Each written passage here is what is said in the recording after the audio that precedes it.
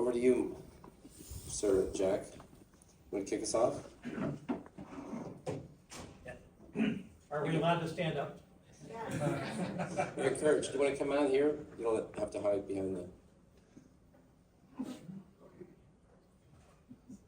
Watch the words. You better come on this side, Jack. Perfect.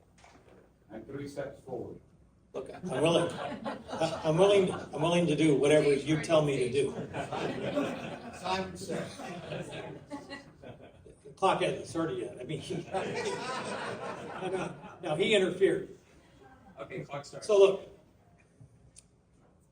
I have 5 points to make, or 5 topics to touch on. And during those 5, I'm going to speak to 3 sports. Prior to the drama that will follow pertaining some other sports, including the fastest growing sport in the world, for which these other people are responsible, and I'm not. The Jax and Barbara, have promised to keep track of what we do together and to make sure that those 5 are covered. And topic number 1, after gathering in various venues around the world, addressing a range of interesting topics, as everyone knows, occurs within 361, Mark has given me permission to introduce to you my family. And the sport that I'll comment on as I introduce our family to you is squash. And what I'm about to describe relative to their accomplishments are theirs, not mine. So if this seems like it's about me, it's not. Peg and I have 4 children. All were champions at different ages in junior squash growing up in Cincinnati, Ohio, of all places, which is not the #1 hotbed of that game, which is largely on the East Coast and other parts of the world. And all 4 were captains of their college squash teams, led them to national collegiate championships, and 2 then turned pro and lived in Europe and traveled Asia, going to tournaments. There's a pro circuit that's pretty robust. So you're going to meet them. And the way that you're going to meet them is we are going to share with you a quick holiday greeting that we generated. And the context is this, and be prepared to, this is you too, be prepared to focus because this moves real quickly and you might miss something of interest. The operative word's might, but you have to pay attention. Our 50th wedding anniversary occurred earlier in 23, and I know everybody knows math, but that's a half century that Peg and I have been married, and in order to celebrate that, and in conjunction with that, we determined that of our 4 children who are all married to their first spouse, they collectively have been married for 50 years. So we created a 100-year celebration, spent 2 weeks in Italy together with 11 grandchildren, so 21 in total. And this message is from that 2-week period in the great nation of Italy. Are there any Italians here? I understand that you've gone from Heidelberg all the way to Cincinnati. Yeah. What a smart guy you are. Yeah, fire away.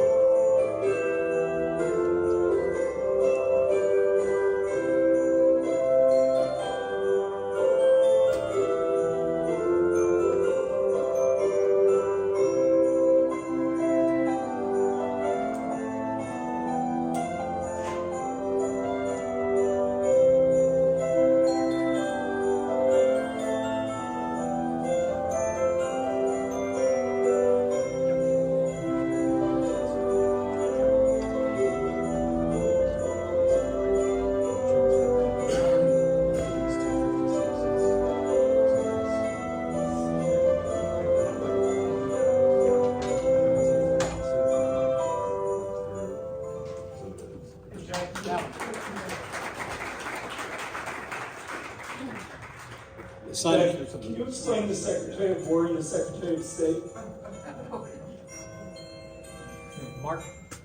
Mark didn't give me enough time. But yes, one of us is secretary of one and one is of the other, and my mission is state. And Let's talk about things. You have a book here, all right, and we're gonna incentivize people to do something with these books. our oldest, obviously, you're not going to necessarily connect to the pictures having just sailed right by, but Jack, our oldest, Jack, is 50 and is the squash coach at the University of Pennsylvania, has been for 20 years, and played at a competitive school, so gets a lot of grief for coaching against his alma mater. Missy, with the same school as Jack, 2 years apart, 48. She lives in San Francisco, is the number, and a number of you are from the Bay Area, I realize. She's the #1 female squash player in Northern California, still at that age, and also plays pickleball every day. Tim, who parenthetically is married to the editor of the editorial page of the New York Times, lives in Brooklyn Heights and runs Squash and Education Alliance, about which some of us spoke yesterday, and that's a program in 25 cities in the U.S. and selected other countries, South Africa, Colombia, the UK, inter-city programs that use education and the game of squash to change the trajectory of children who are below the federal poverty line and in difficult circumstances. Obviously, there are a lot of initiatives, a number of them referenced here over the last couple of days, that are focused on changing lives, and that's one that has demonstrated substantial impact. And maybe we're going to touch on impact as one of the important attributes of philanthropy, and that's one where the numbers are compelling and the students go on to places they never dreamed of.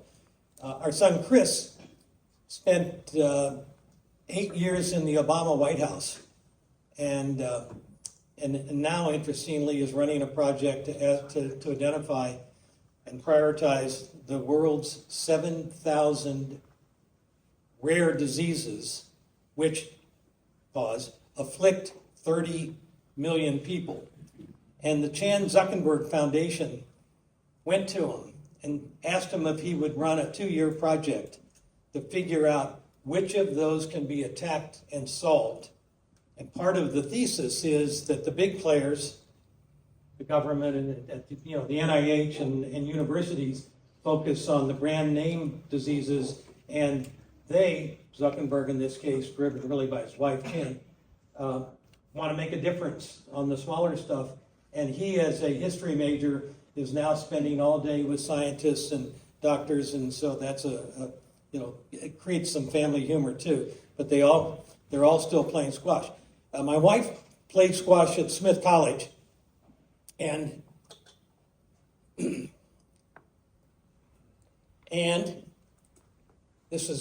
we're beginning topic number 2, the 2 of 5. The introduction was topic number 1. My wife Peg was and is the first woman hired into the management of any Fortune 500 corporation. 1967, the Procter & Gamble company, no women, and through a series of events, she ended up there and spent 20 years wrapping it up, reporting to a guy named John Smale, who was the CEO of the corporation back in the 70s and 80s. And she left the company in 1985 and has reinvented herself about 4 times since in various settings, including a family real estate office, and she also created a venture fund that only invested in women and et cetera, other stuff. However, everything went silent for a while when she left in 1985, and then a couple decades later, people started asking, well, wait a minute, how did all this come about?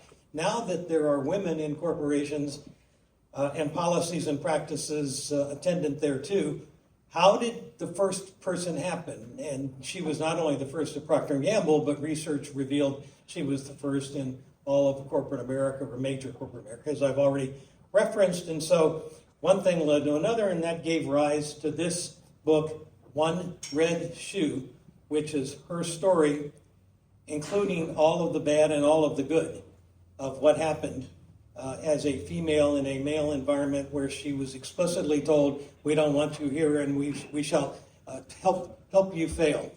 Wasn't the category that she was applying for at man Well, title?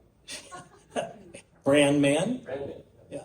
She walked in the front door of the company, summa cum laude graduate of Smith, started a company, turned down at the various law schools, and so she walked in the front door of Procter & Gamble in a city where she grew up, so she was aware of the corporation and its reputation, high standards, et cetera, and said to elderly lady with gray hair at the front door, it's behind some desk, I'm here to apply for a job, and this person gave her a test, and Peg handed it back, which is in the book, and said, I don't type and I'm not going to learn to type. Do you have a test for how people think? And for some reason we've not been able to figure out and can't now, time's passed. This woman handed her the brand man test, which, no pun here, it was intended only for men. And she took it, scored well. HR went into a tizzy about what do we do, more long story, et cetera. Finally went to work, but it was 1967. And the turning point for women is arguably 1973, Bobby Riggs, and the famous one. That was good. We're back to sports. Yeah, absolutely. And Just remind given me. Title IX and all of what stemmed. But when she went to work in 1967, there were no governmental policies, nor were there corporate policies because there were no women. And most guys aren't smart enough to figure out what to do anyway. So she went through about 6 years of difficult circumstances. Finally, a P&G lawyer gave a speech to the company's management and explained that there's legislation and new norms and mores, and that they have to, one, ascertain what they are and follow them. And she then was followed by a few more women, and now that company, as well as plenty of others, have significant percentages of their senior people, not enough yet, who are female. So, about her book, I'm not here to sell it. I'm here to do something else. Because of our 50th, or 100 if you like that math, notable, at least in the context of our lives, and in light of Stephen Burke's 200th coming up shortly, those people in the audience who either have or will hereby commit to do a video about Stephen, to acknowledge his impact on us across these 4 years and 200 events, you can walk right up and take one of these books if you fit into that category. And you have to do something first. I'll explain. Okay. But go Well, keep going. So they're here. The price is free, but for the obligation that I just described, so you can talk to yourself about how much you want the book and how much you care about Stephen, and you can keep the answers to yourself. I'll be very specific. So we'll think about topics 3, 4, 5. You got it. So we're going to put on the screen. And this is, you go to 361 Firm, and this is, if you want to have this book, you have to go to 361firm.com/200. I wish Stephen wasn't in the room. But, and if you scroll down, I'll do it. He's got his ears closed anyway. Yeah. All you need to do is say what you like about it or not, and do a video. So we're gonna take a pause. You can, literally, we're gonna take a 3-4 minute pause. 30-second video of what you like about these briefings. Because we do a montage, and in fact, you did one, you can do another one. Did you want that book? I definitely Well, then, let's see. Where's your phone? my phone is in it. Honey, you deserve one, That's notwithstanding the rules. If you base these briefings and you want them to continue, this, and if you haven't banked them, then Tuesday at 11 o'clock, our community comes together. 11 a.m., we get the West Coast, we lose Asia a little bit. And then if you want to subscribe to these briefings, you can do that. If you want to suggest anything, you can do that. Oh, we are gathering in New York next Tuesday. We're gathering in Miami. We'll announce where we're going to go. But every Tuesday, 11 a.m., Ken Goldman is going to join us. He's the CIO, former CIO for Eric Schmidt's family office. We'll be wherever we choose to be in Miami at 11 o'clock. Actually, it'll be 10:30. We have a town hall meetup. So if you want a book, we know the submission time. So I'm not seeing anybody do their videos there. Just, Well, we're not moving on until we get the what if some people want permission to do it right after the session? No, it doesn't happen. I've done this before. Hey, we want our messages to be very private, I'm sorry. Yes, you can step outside and make it very private. I'm not moving, so let's see, how many books do we have? Yeah. Okay, I need 10 submissions. It was a 30-second video. There you go. I like it. Thank Well, you. so is this also a bathroom break? It could be, but I'm not moving. If I can 10 videos.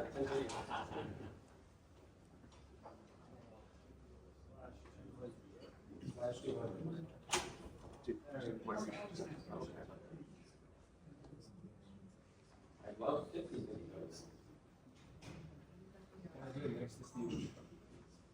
Yes, that would be. Never watch Money Breach one. That's great. Sam, I did yesterday. What he did yesterday is what he does every Tuesday. Does the commentary have to be all or mostly truthful?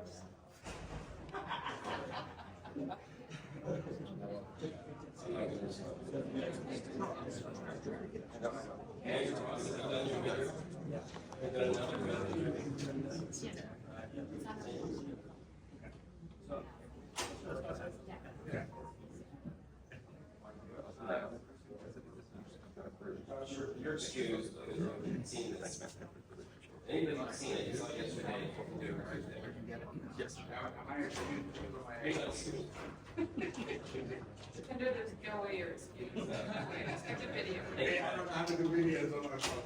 In the worst case, you can just send it to me and I'll incorporate it.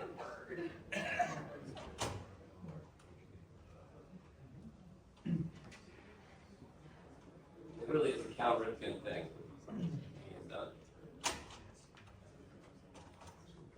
It fits on here, I can even show you.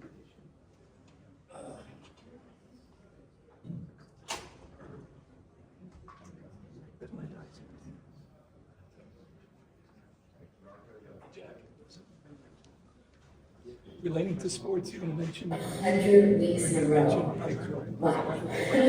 You are the man. The preparation and thoughtful analysis that comes from viable discussion each Tuesday amongst our group. Mr. Burke, the master, the Jedi Knight of knowledge. Your contributions to the 361 global community have served as the bright red thread of the zeitgeist through all the recent seismic changes in our world.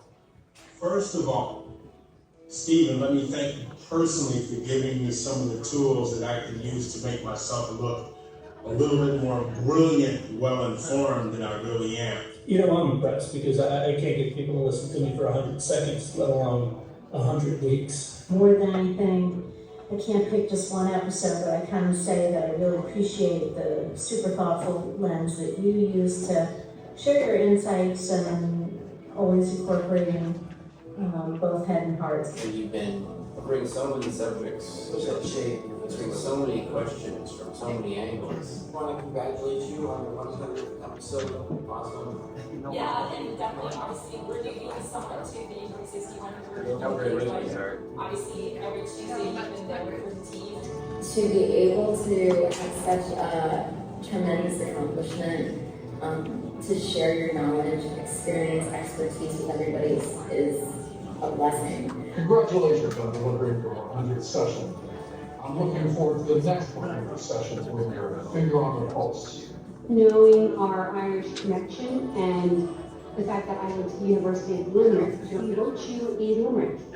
Many thanks to our friend Stephen Burke for his briefings and his hard work, for his insights, news, and views. From him we take our cues so that none of us go berserk. And keep up the good work in the gym too. Maybe you'll keep staying in some sporting endeavor next year. Congrats. It really has been a enjoyable, so formative. But it's more than that. You are like our anchor man. In any case, if I think of a memorable moment from Stephen Burke's presentation, when Stephen shared his impressions of the 361 Midwest tour that happened back in September. And he described as, the spirit of the workers and a lot of the innovators that he met here. The education and the takeaway has been sincere from the markets. My favorite part of the briefing is everyone coming together from all over the world, from every continent, I think, and just a different perspective. Some people are traders, some people are long-term investors, so it really makes it interesting to discuss any events that happen. And I really appreciate the ability to get the conversation focused on what really matters. And as a colleague and a friend, I'll tell you, I can't appreciate that enough. Here's Steve. It was very trying on certain times over the last 2 years. There's been one thing you can set your watch to, and that's Tuesday morning, 11 o'clock Eastern. That's true. It basically started, as you know, officially in London. Where's he decided not to be embarrassed? Is he still here? Yes, he's here. Well, we barred him from leaving. Yeah. So it is a special milestone for us. But it really started in London. He comes in with 5 newspapers, sits right there. He's the first one there, second. And everybody just starts sitting down and he'll tell you what just happened in the world. EFP, economists, whichever, and he also shows both sides of a story, which is so, we're in this siloed world right now. And that's important. Like what the bears and the bulls, or just, and he's on record. You go to our YouTube, it's all there. And to talk about what we were going through with COVID, I mean, to have somebody, and you got it wrong a lot of times, by the way. Yes. Yeah. Which is why I don't like it being recorded, but that's okay. And there's a disclaimer at the top, but the week before the Russians invaded Ukraine, he brought 6 scenarios, and there's no way. I think it was 99% consensus. There's no way they would be that. Whatever. But of course they did, so we got that one. So, I don't know, Deshaun, do we have any submissions yet? I've hit submit 5 times. So I'm going to try it on my computer. Yeah, we did it quick one. You have an end around, you can send it to me. The video? Yeah. Great, okay. Mark, he's an honest guy.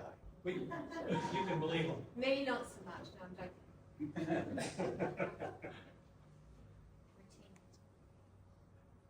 Because if we don't do this, you don't do it because you're also busy.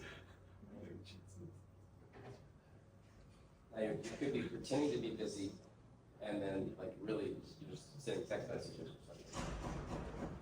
You wouldn't do that. Only people do it. Mark, if you want to get the pickleball checks done, 3 things to get through. I know.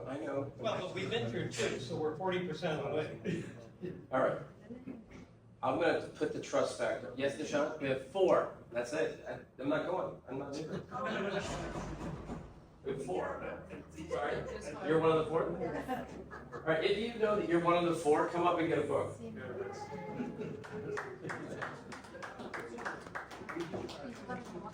My favorite story is having dinner with Peg, with Stephen, and Stephen asking Peg for advice on how he should coach his daughter, who just got passed over. No, her peer received a much higher increase in salary. And the advice was, not just ask for parity, ask for more. And she did. I think she got it. She got it. That's Peg. This is the honor system. University of Michigan honor system. It's true.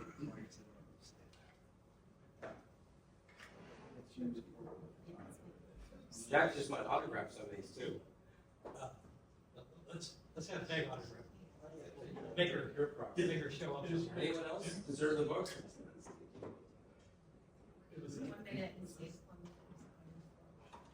I trust you. We have a long video. Yeah, we were too long. All right, I trust you guys. We're both, yeah. We've been spending too much time with Jack. Yeah. Too much time with that. Too much time? There's lots of things. Yeah, it's not. Who else? I just don't know how to upload the video. How to upload. There's an upload button.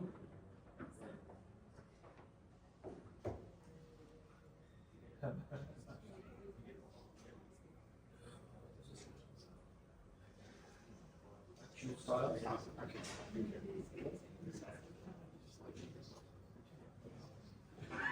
All right, thank you panelists for being patient, but this is important to the community.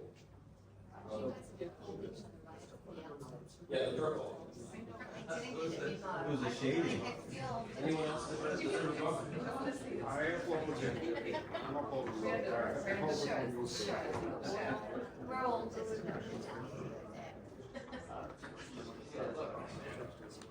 I'm going to stick to this. So everyone else.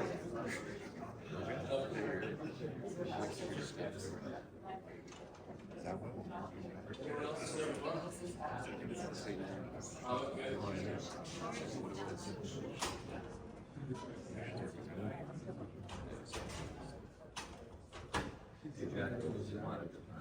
No, you reply after. I'll accelerate. All right, we have 3 more. I'm going to assume the honor system.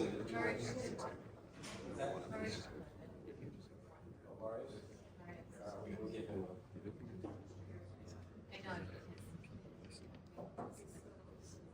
okay. Points 3, 4, 5. Got them?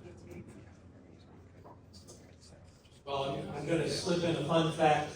And Stephen, it's your fault because sports related. Yeah. The comment about you predicting, etc., on Ukraine. This is a fun fact. It may not be fun, but if Mark likes to make people convey fun facts, which normally are facts others don't know about, fun or not. I was in Prague in August of 1968. It's a good story. But That's going to be real fast. oh, yeah. I wrote an article for the Boston Globe that ran August 20th, 1968, and essentially asserted that all was well, Dubček was a leader that could hold the country together, and that the Soviets would never invade.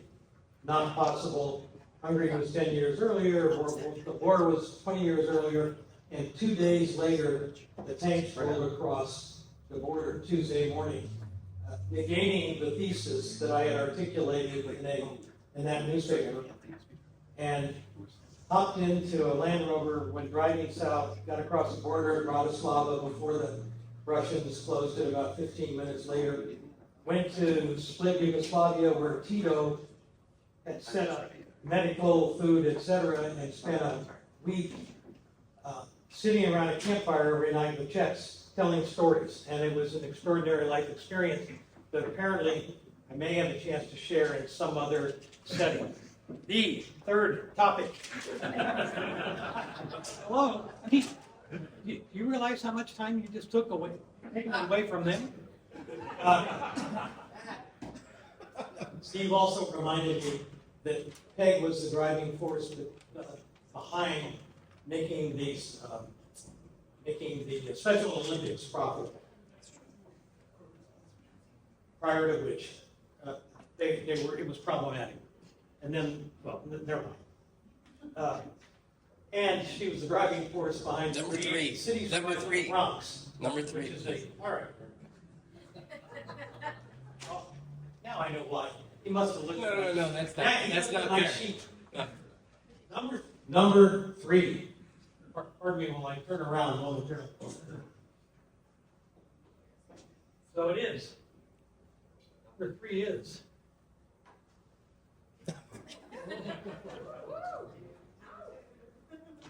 It is a tip of the hat to our friend, our leader, Mark.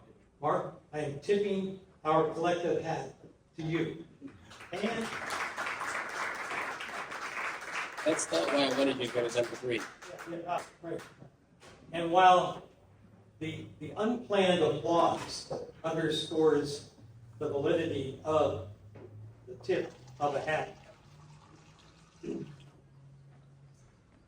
one example of the numerous initiatives that Mark has enabled the Group 361 to launch is 3 or 4 years ago, he challenged us as a group to create a venture fund, early stage venture fund that would build on the low valuations in the Midwest coupled with high morals and high potential return, and we created 361 Ohio Technology Fund.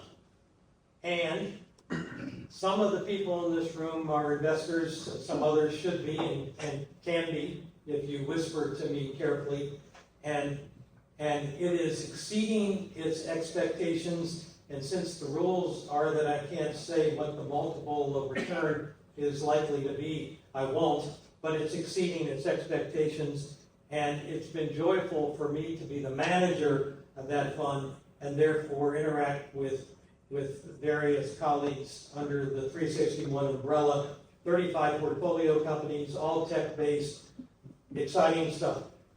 And that's number 4. Well, I guess the tip of the hat was number 3, but commenting on 361 Ohio Technology Fund is topic number 4, and therefore, based on your math, my math, we're down to 1. Mark has challenged us to create a 361 sports fund. And the sports fund will pull together in kind of an a la carte respect sports businesses in which we can invest in order to make a substantial return, not just to play the sport and have fun, but it's intended to take advantage of the increasing democratization of sports that's occurring in both public and private settings. And part of what's interesting about this new initiative that's being established today, by the way, deadline for when it's up and running, and we rejoice it, is Sunday, January 26th, 2025. So if anybody has trouble memorizing that, just come to this room exactly 1 year from now, and we'll be talking about the 361 Sports Fund. We perceive that it'll include pickleball, and there's some strong initiatives underway where we can be on the ground floor of those programs that we're about to hear about.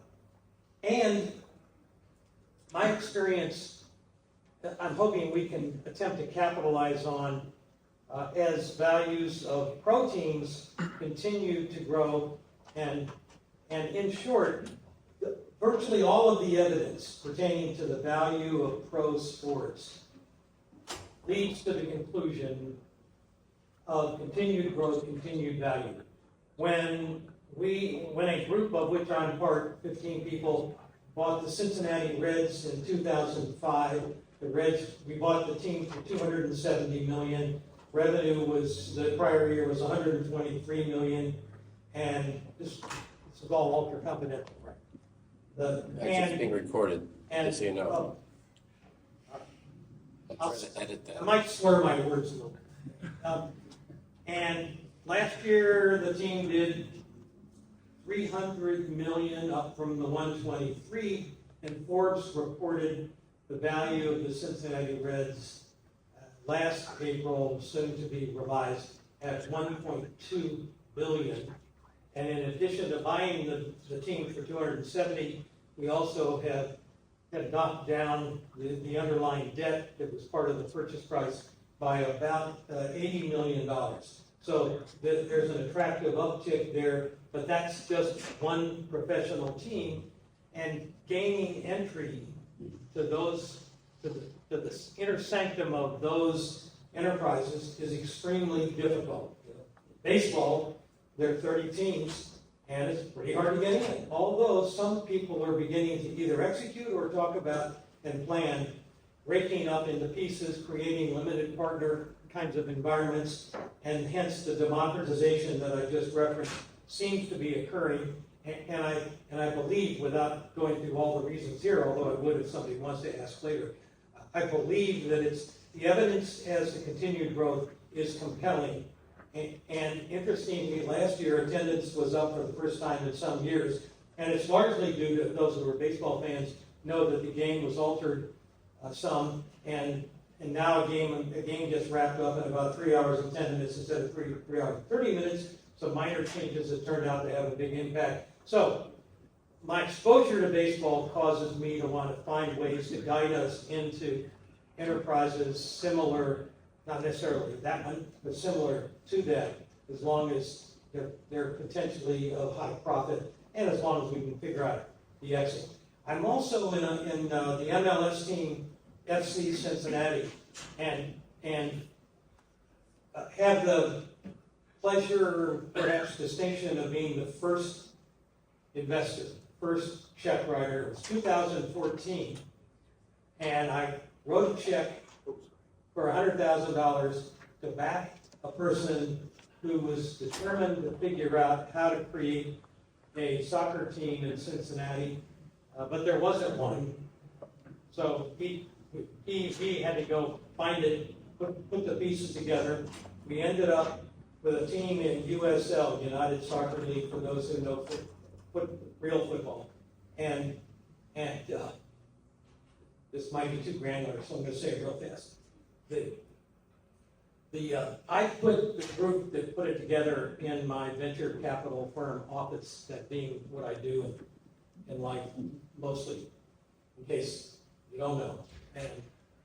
And this group believed that they were going to do 10,000 per game attendance. And when I finally got the data on the 30 teams in the USL, the number one team, well, the average attendance was 3,200 in the league. The number one team was Sacramento, solid franchise, doing about 9,300 per game. And this new team in a place called Cincinnati, which baseball-wise is the 28th market, so it's a relatively small market, 2.2 million people. And I fought tooth and nail with the team to convince them that the facts didn't support a business plan that would spend against 10,000 attendance per game. And in our first year with that USL team, same name, FC Cincinnati, the team did, the business did 17,000 per game, and I think that's to some extent illustrative of soccer finally taking hold. It took longer for soccer or real football than pickleball, which has about 5 million players, but that's for them to say, not for me. And so we gained entry to MLS, 150 million to buy the right to go into the league. That's now at 400 million, and the numbers are all cranking upward. We built a stadium in Cincinnati for $300 million, and the attendance is 25,300, and we exceed that number for all 18 home matches. So soccer is happening in a dramatic way in our midst. America is finally coming around. Obviously, this year's NFL season illustrates that game's not going away. But soccer, given all the children that play that game, boys and girls, its run is going to continue, and we're in the hunt. I guess I'm a little worried about saying all this, but I'll have to get over it. We're in the hunt to bring a women's team, which, given the family dynamics, pretty darn important that we help make that happen. So, item number 5 has to do with our sports fund. I just gave you kind of a quick collection of info about Cincinnati Reds and FC Cincinnati over on the MLS side of things, and for fear that Mark may walk all the way up here and impair our relationship, I'm going to stop right now.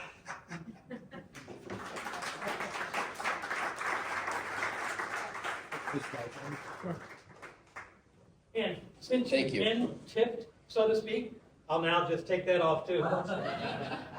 But you know, if you play pickleball and you come close to the kitchen and your hat comes off, it's a foul. It's a problem. Yeah. Okay, so we're gonna shift gears to pickleball on the 3 different levels, maybe more. It's the fastest growing sport in the US. We have some owners here of the fastest growing sport in the world, a cousin of pickleball, padel. But we're in the US and we're gonna talk about pickleball. So every year, at least 3 years in a row, Bob Stroman has, and he'll introduce himself properly. Bob, are you pretty pleased with the way I set this up for you? You're brilliant. So Bob hosts us. We're going to go over there for the noon start for Pickleball Mixer. Some of you played yesterday. And now, but he's also going to talk about what's happening in the pickleball sports world broadly from an investment standpoint. This is a presentation we'll talk about tomorrow. Sorry. That's the one. Sure, we'll do this one time. Why don't you go that way up there? Let's start. I like that. Jack learned. By the way, when you start preparing. right here, right there. Yeah, okay. Bob, do you want to use my 5 points? No, that's right. Jack was working on his presentation early this morning, and he wrote down on his paper 1 dot. And I said, "You're brilliant. You know where to begin." And so we thought we'd start here. I've had the privilege of being here 3 years in a row, and 3 years ago was after my first year of acquiring the Naples Pickleball Center, which is literally the largest single dedicated pickleball facility in the world. There's 66 courts in one location. And like a lot of things in life, you sometimes never know what you buy until you buy it. And so the first couple of years were quite an experience because I realized that this is a true public community partnership where the physical plant is owned by the community, Collier County, but they were smart enough to realize that they can't run it effectively, so they hired a management company to run it like their own business. So in a glorified fashion, they're my landlord, and I just write a check every month. But being the landlord, they also set rules, and if any of you work with government bodies, it's a lot different than the entrepreneurial world, and the process is different, and the vision is different, and the speed in which they move is different. So now I've completed 3 years, starting my 4th year. I think we finally got a handle on what's going on, and I'm going to talk about, why don't you hit the next slide, Jack? And it is, pickleball has become a big deal because everywhere you turn, it has become something of kind of a phenomenon where people are saying, what is this pickleball thing? And I knew that it was for real when I started seeing it on national television commercials, using pickleball as part of the theme, that this was no longer a fad, that this was something that mainstream is accepted to be part of the fabric of the sports world, even though it's a little obscure. Can't be any more obscure than watching beanbag toss on TV, but it actually has a little more excitement on that. And it is, there are about 30 million playing this crazy game, and it's taken many different fashions, and I'm going to talk about a couple of them. The first one is more from a social entertainment perspective, but then also evolve into the true business side, where you actually have a fighting chance to make money, which I think is part of the objective. Jack, go ahead. It's good to have an assistant. Whatever you want, sweetheart. He's talking weird. But you know, you have the community-public partnership. So every community has pickleball courts, and it's kind of a free-for-all. People show up, they play. Every community is trying to figure out how to monitor it because there's always more people wanting to play the courts. Collier County was way ahead of the curve when they decided that they would really invest as an economic development. And to give you a perspective on that, I think they finally figured it, is that yes, the U.S. Open is played there. There is a reported $30 million of economic benefit coming back to the county during that 10 days that it's going on. And I always have argued that Naples Pickleball Center operates the same facility the other 15 and a half weeks of the year, and we have a greater economic impact of 10 days that the U.S. Open is going on. We had 18,000 visitors that came through the facility last year, and these are 85% of them stayed in Naples for less than 3 weeks. So those are the true tourist people. And this whole facility is funded in the physical plant by the economic development tax revenue from hospitality. So that's where the money comes. So whenever a member or someone says, why are we paying for anything here? I'm a taxpayer. We try to explain to them that they may be a general revenue taxpayer, but they are not necessarily a contributor to the revenue pool that's being funded here, because they're not visitors. And they're not, as they put it, they're not part of the heads and the beds, the hotel side. And so we've gotten to the point now where we actually are revenue positive, you know, where we've grown 300% in 3 years, and can actually get to the point now where it actually looks and smells like a business, and it gives us the ability to invest back into services to help expand the enjoyment of the members, even though they constantly debate whether we're providing any value. During season, we have 1,000 players a day that play in the facility. We have all 64 courts being played on, and we have probably 250 people waiting to play at any given moment of time. So obviously the question is about how do we get more court time, how do we build more courts? You know, they make it sound so simple, but it's not quite that simple.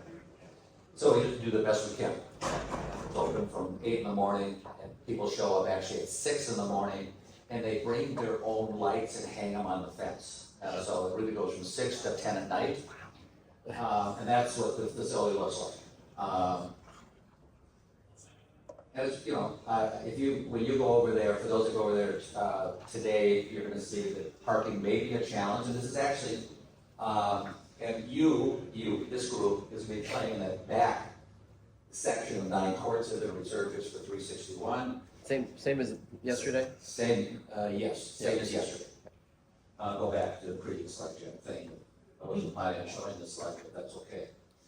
But then there is the entrepreneurial entry into the social aspect of the game. There's chicken and pickle.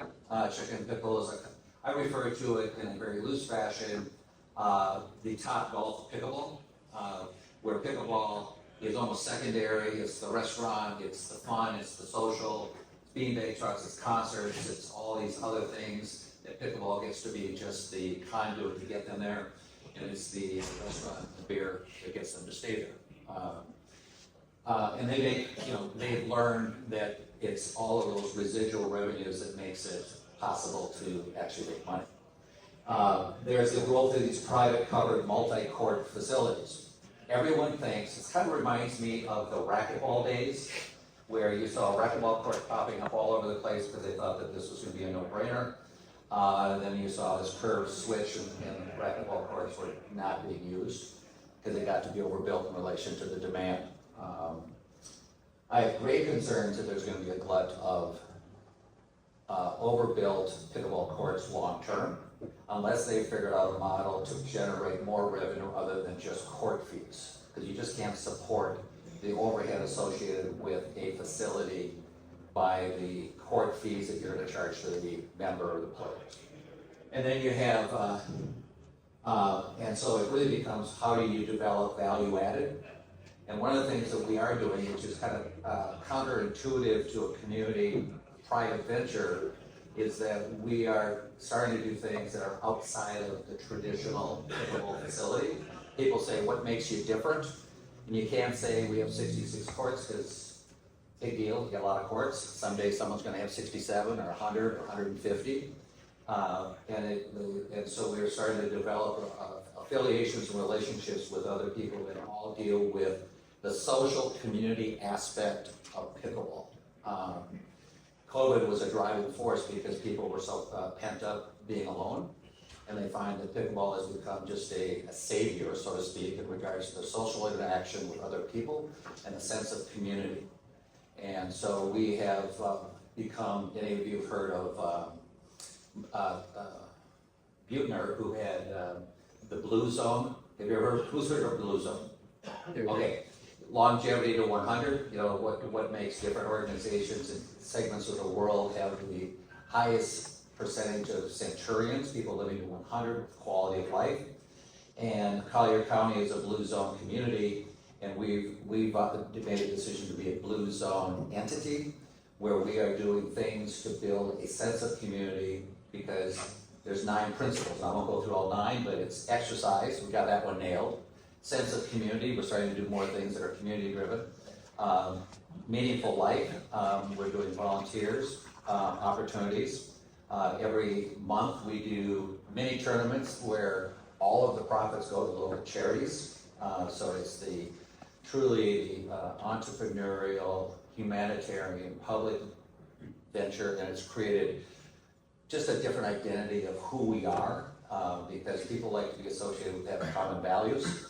And we just made a decision that part of our value is giving back to the community and those that are less fortunate, especially in an area like Naples, where we have a tendency to live in a little bit of a bubble, which I think is a mild understatement. Then we have the next generation, which is professional pickleball. And there's always been professional players, and those are the players that have chosen to give lessons, play in tournaments, maybe make $500 because they win a tournament back in the day, spend $1,000, go to a tournament so they could win 500. And then all of a sudden, some very wealthy people said, we're going to start a Major League Pickleball, MLP. They're going to go out, hire and sign young pros, I'll call it the PGA equivalent, the young pickleball players, signing them to contracts that were multiple six-figure contracts, without having any documented proof of what the revenue stream and monetization of that was going to be, and whether advertising, attendance, and supporters were going to be able to support this.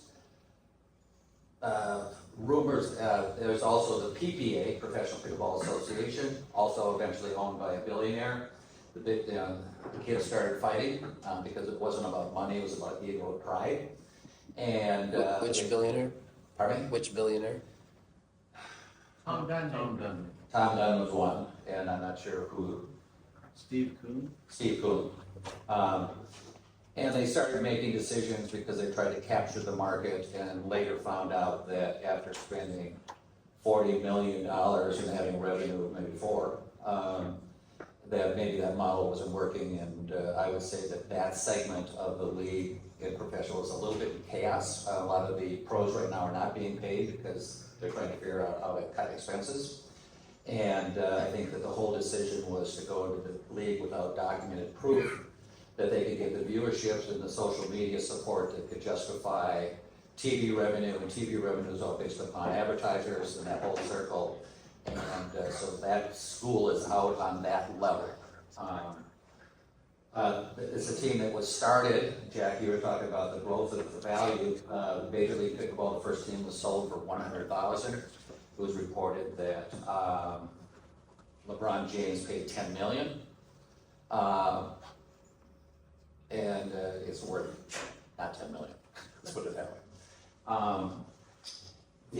Then a year later, a new league was formed, the National Pickleball League, and that is the equivalent of the Champions Tour of golf. You know, it's the 50 plus. And it was developed primarily because with the advent of the PGA and the Major League Pickleball, all the emphasis was on young kids. And all of the people that created the legacy of the game were in essence kind of being put off to the side. And so the National Pickleball League was formed. I was actually the first owner of that team. And that was a classic case where the economic model didn't make sense, but I had a FOMO, a fear of missing out. Because we thought that the day will come that there will be enough interest to support this to be a really viable entity, as long as we have adequate patience to build the base, be prudent in how the league is structured, keep salaries under control, every year make sure that you have money in the bank as opposed to debt on the balance sheet. And so last year we had 6 teams, this year we doubled to 12 all around the country. So we have about 160 players playing in the National Pickleball League, and we're cautiously entering into the social media side / advertising, because those go hand in hand. And each team is being responsible for managing their own resources. So it's, I think it's a viable entry, but we're all gotta call this ultra patient money. But if the multiples start growing like we saw at soccer, because it took a long time for soccer to really catch the wave, because you're waiting for that younger generation to play enough pickleball to that they want to go out and start watching it professionally, have TV, they have money. And sometimes, you know, I coached soccer back in 1974, you know, in college and in high school, and it was not until maybe 2000 that it even became a viable professional sport, or maybe even later. What's the buy-in range for NLP franchises? See, what does my confidential agreement say? What have you heard on the street? Yeah, the rumor is it's about $650 right now only for a team. Last year it was less than half of that. And it's a supply and demand issue right now. We made a commitment to have only 6 new teams this year, and we had 18 that wanted to buy. But we chose not to get greedy because you could have a bidding war, because our intent is to be around the long term, and you want everyone to feel like they were treated fairly. So just kind of the culture that we've developed. And so the plan is to have 24 or a maximum of 30 teams around the country, and then stop, and then just grow it organically through advertising, social media, and community involvement. And then the last side is, you know, which is the other real business side of this thing, is all of the equipment that is needed to support this whole infrastructure, because if you have 30 million people playing, it's amazing. We built a brand new pro shop, and one of the providers is Tyrell Shoes. Kevin, why don't you come on up here? Kevin was the founder of Tyrell Shoes. It was a dedicated shoe company. Prior to our relationship with Tyrell and the pro shop, we sold maybe 100 pair of shoes a season. Last year we sold about 1,300 pair in our 6 months of real viable operation in the winter. And it's become just it's really a profitable center of operating business. And Kevin has developed a shoe company that is remarkably attractive. Thank you. Thanks. It's a real pleasure to be here and meet and speak to all of you. It's kind of funny. I've been in the shoe business my whole life, and from playing junior hockey, I started with Bauer Skate Company, and then went from the sporting goods side into the work boot and hiking boot side, where I bought a company, grew it, multifold, sold it to Dickies in Fort Worth, Texas, and stayed on. Was supposed to stay for 3 years, stayed on for 9 years to manage that company. It was I came down here to retire, and my wife said I flunked retirement because she started to play pickleball and was complaining about her feet hurting. So I went out and said, "Oh, let's have a look at all these shoes." We went out to buy footwear in the marketplace, and I found it sorely lacking with respect to performance product that really would give the player really any benefit of use. And everybody said, "Well, just buy tennis shoes, just buy court shoes." Well, there's a big difference in pickleball and tennis with respect to sports footwear. So we did take a look at it. We did all kinds of filming and whatnot where we looked at the analytical side of it and the kinetic movement on the court of how people played in pickleball versus tennis. And the start, stop, forward, back really showed that if you had any kind of heel lift in your shoe, you're going to have problems playing pickleball. It's very easy to twist your ankle, turn over. So we decided to get very scientific about how we developed the shoe. And in December 2018, we delivered the first pickleball-specific shoes. And I had all kinds of friends that said to me, "Man, you've lost your mind. You know, what the heck is this? Don't know what pickleball is, but I really don't know what pickleball shoes are." So we kind of look at ourselves as the craft brewer of the industry. We're not, we're out there competing with the Skechers and all the guys that have come on board with all the big athletic brands, a lot of which are just putting pickleball in the name pickleball on a court shoe, which to me kind of insults the consumer and insults their intelligence anyhow of saying that there is a difference in the sport. So we created the Tire Bowl brand. We looked at, as I said, the kinetic movement. We made sure we had lots of stability and torsional stability in the shoe, tested it thoroughly, and we just got our business rolling nicely, and then this crazy thing called COVID hit, which really gave us just one more obstacle to work through, which we've been able to do. And we've recovered from that. We're just in the real growth stage of our business right now. We've got lots of new retailers coming on board. We've got a very strong online business that is being developed. The shoe business is a funny business in that you only need to have one element work and it can explode. And we've seen that with many brands. And we feel that with pickleball, there's a big opportunity to be the leader in this specific category. And one of the challenges that people have, and what we really look at as a positive for us, is the amount of injuries that are seen and reported daily. $377 million on CNN for court shoes. Crazy. So we really have designed a shoe to give the wear, stability, support, and performance on the court. Do you have any with you? Because I know Jim was talking about we're going to have some prizes like Jack's Peg's book. We do. They're in the pro shop. There you go. So we've got a few pairs to give away today to people to try it. So what's next for you, Kevin? Sorry. What's next for you in the business? Well, we're scaling. I mean, we've just put together a national sales force. We're opening new accounts daily. We've just opened up with Shields. There's a big push from the running shoe category today, like retailers like Fit to Run, Roadrunner, those types of. They're looking to expand into pickleball because so many people are coming into their stores now asking, "Hey, do you sell pickleball shoes? Or can I wear this running shoe for pickleball?" The absolute worst footwear to wear in pickleball is a running shoe. Because it's not a matter of when, or if. So it's a matter of let's when do a you're poll. gonna twist your ankle. How many people are going to play pickleball with a running shoe today?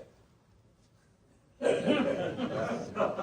think just out of the spirit of time, and I'm going to help Mark, is I'm going to call up Barry. Barry, to talk briefly, Barry is one of the great pickleball players in the industry as a pro. And I'll make one last comment. One thing that I learned very quickly, because I bought this business with the whole concept of being a business guy, not knowing a thing about pickleball. So I brought in two, as everyone here knows, it's the quality of the people you surround yourself with is far more important than how smart you think you are yourself. And so I brought in two Hall of Fame pickleball players. They're reputed to be the most respected, the winningest double pair of women pickleball players in the history of the game. And they've added the expertise that I rely explicitly on in regards to understanding the game and it's been a godsend to surround myself with people a lot smarter than myself. And on that note, Barry. Yeah, tell your story, Barry, because it started with tennis, right? Yeah. So, as a teenager, I began playing tennis. Won the Florida High School Championships at 18. Scholarships anywhere I wanted to go. Went to the University of Illinois, D1, as a freshman. Played #1 singles and doubles, which is quite unusual for a freshman.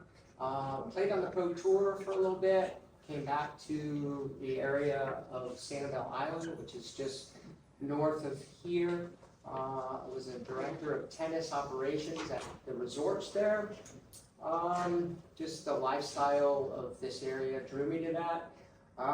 Then about 40, I started developing an issue with my neck, and eventually my neck fused. I have about 7% movement with my neck, so I cannot move my neck. Had to stop playing tennis. And one day I was in a recreation center in Fort Myers, and I heard this click, click, click, click, click. This was 15 years ago. So talk about legacy and a dinosaur. When I first started playing pickleball, there were 3 paddles, all right? And there's got to be at least 3,000 now. There was the wooden one, a champion, and I think a pro light. So I stumbled on this game 15 years ago, and it changed my life. So even with a disability, it enabled me to go out and play at a very high level. Long story short, I won the U.S. Open pro event in 2019, 2 world champions, Atlanta Open, Texas Open, twice, et cetera, et cetera. Play, you know, that National Pickleball League. I know all of the guys in that, and so I still play a lot, and I've seen the sport grow dramatically. I do wear 2 hats, so I'm a Florida realtor down in this area. I developed pickleballcommunitiesflorida.com, which is specifically for those looking to come down to this area and they want pickleball. Where you have, you know, golf communities, you'd be surprised how many people earmark this area specifically for pickleball. It is the pickleball capital of the world. You may or may not have heard that term, but what that means is that there are more dedicated pickleball courts than anywhere else per capita. So each of these subdivisions, D.R. Horton, you know, Pulte, they're all building 16, 24 courts in their facilities. So it's amazing to see that. I also love, you know, as much as I like being on the podium and winning, you know, gold medals, my passion is sharing the pickleball love with people and introducing them to the sport. And so I also do pickleball camps throughout the Midwest in the summer when the real estate business isn't quite, you know, it's seasonal, so it's not as busy. Going to Costa Rica in March, and I do these things. And I've had a nice experience to see the sport grow. I was talking to Seymour Rifkin, affectionately known as Riff. He's in the Hall of Fame. He is one of the governing bodies that certify people to be able to teach. It's called the IPTPA, the International Professional Teaching Association. And he told me something on the phone the other day. He said, pickleball will become the #1 sport in the world. And that just floored me. I thought about that, and it resonated with me. That statement, he's like, so, you know, again, that's his opinion, but I don't see any end in sight. COVID came, I built a court at my house, I have a court at my house. Getting courts is a huge problem. My wife plays at Bob's facility quite a bit. She travels an hour from Fort Myers to Naples just to get that, the ability to play. I have to travel at least an hour. I didn't play on the whole court. But so the demand is still there, a strong demand. Monetizing it, I'll leave that to the smarter hats in the room, but there is opportunity. I see this sport, no end in sight. So So, from my perspective, I think that, investment in pickleball is going to continue. So that's pretty much the other question. Okay, yeah, question back here. Yeah, just on that point, since you were a tennis player, you know about the USTA, right? Yes. Does pickleball have like an equivalent of that? Yes, so, yeah, that Bob's laughing because, so there's two main organizations, the PPA, which you mentioned, and then the APP. So those two organizations are the viable USTAs of, tennis went through that too, like they merged and then, you had the WTA and so right now the pros are more of the PPA and then the general public is more to the APP. Would you agree with that statement? Yeah. Yeah, so from that standpoint, there's like a ranked youth type thing as well, where yeah, there's a grassroots movement in America. They just had, for example, the NCAA. This is where the sport is, in my opinion, is going to grow when you get the young kids involved in the sport, whether it's from the school, intramurals, or actually in their PE classes. It's ironic, but I've been told by several people that in the 60s, they played pickleball inside their PE program. Can you guys talk about where does this word pickleball come from? And I want to, this isn't Bainbridge Island where we did one of our events. Yeah. Well, one of the questions where the word pickleball came from is that one of my board members, Jennifer LaCour, her family knew the founding family, and it was, pickleball was invented in 1965 on Bainbridge Island. Long story short is these three gentlemen, three families, and actually our professional team is the Naples JBB United, and everyone says what's JBB stand for. It stands for the initials of the founders of the game, Jack, Bill, and Barney. And they happened to have a dog, and their original pickleball court that they built didn't have a fence, and whenever the ball rolled off the court, they yelled to their dog, "Pickle ball." And the dog ran. So they eventually got to the point where that was how they called it. So that is the true originating name, pickleball.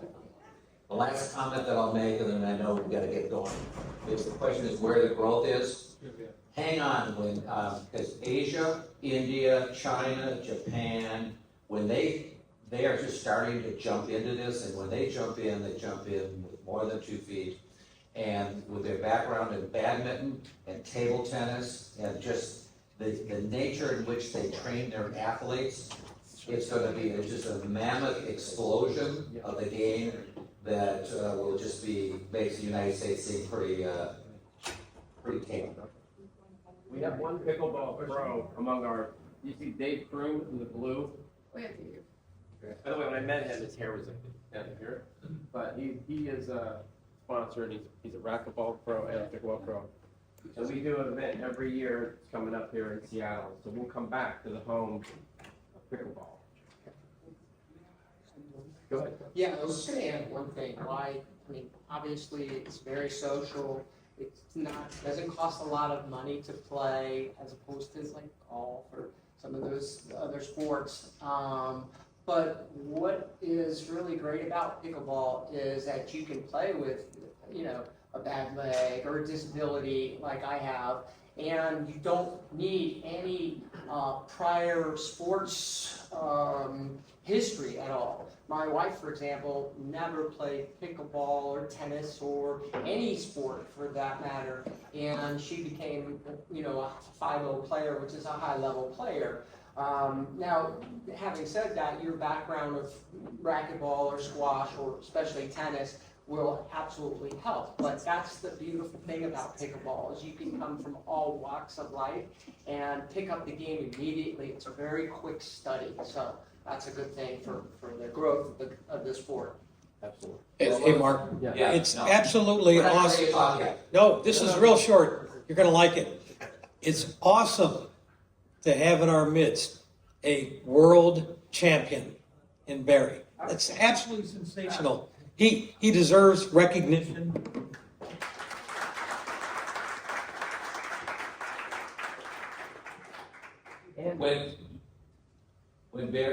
when Jack brought up the sports fund that's being developed, I couldn't help but have to at least say, what's the biggest struggle that a shoe company has or a facility to really start meeting the market? It is that capital expenditure to get off the ground, because I'm a firm believer that a really well-run facility or business can have a 20 to 30%, cash-on-cash return, which is reasonable, I think. But it's that capital that the average person doesn't have, so we just may have some conversations. Absolutely. And Jack, hold up that other, we have another Cincinnati-based company, Nettie's. They've created the Wonder Bread of apparel. There you go. It's a Cincinnati, and there's a Denison in Michigan. She went to Michigan, and her sister went to Denison. So we got to support this company. So thanks, Mary. We're going to switch gears, and I guess pun intended, because we're going to talk about motorsports. Very unique things are happening on the motorsports landscape. And this is our last segment, and then I know, Angela, you're sort of a hybrid as well. But one, Michael Spad, my partner, sits in Germany. They are, my dad was a race car driver. Tell you stories later about Paul Newman and Mario Andretti.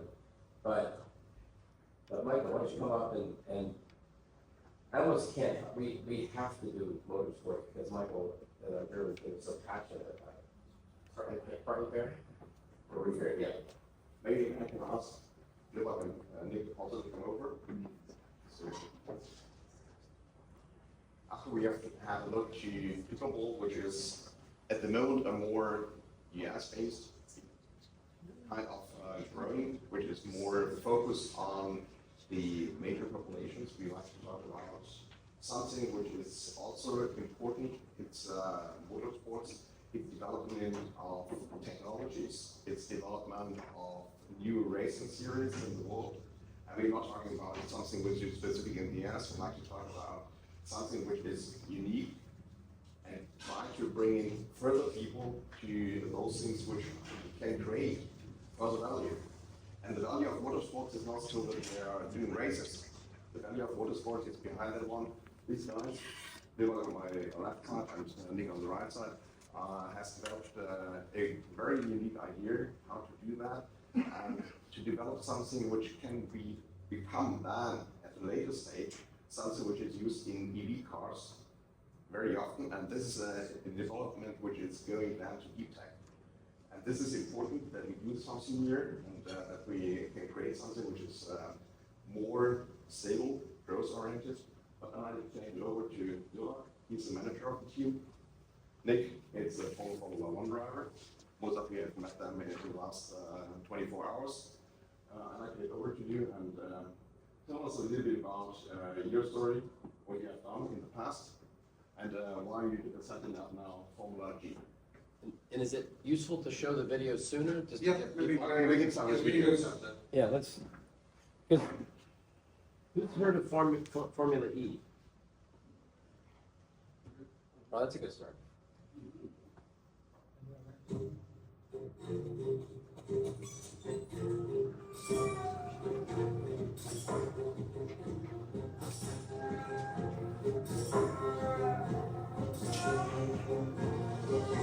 This is championship, which is going to break down those barriers and allow people to come into motorsport.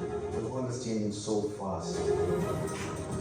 The mission of this project is to bring electric motorsport to places where we've not seen it before. One chassis that covers 2 championships. 2 different technology levels, but it's only one car. As that we bring down the costs a lot and make it easier for people to enter. Motorsport today is a very homogeneous industry, and that's where Formula G essentially came, to create opportunity for people who want to get into motorsport. So our business basically is to try and create people who can believe in themselves and go forward.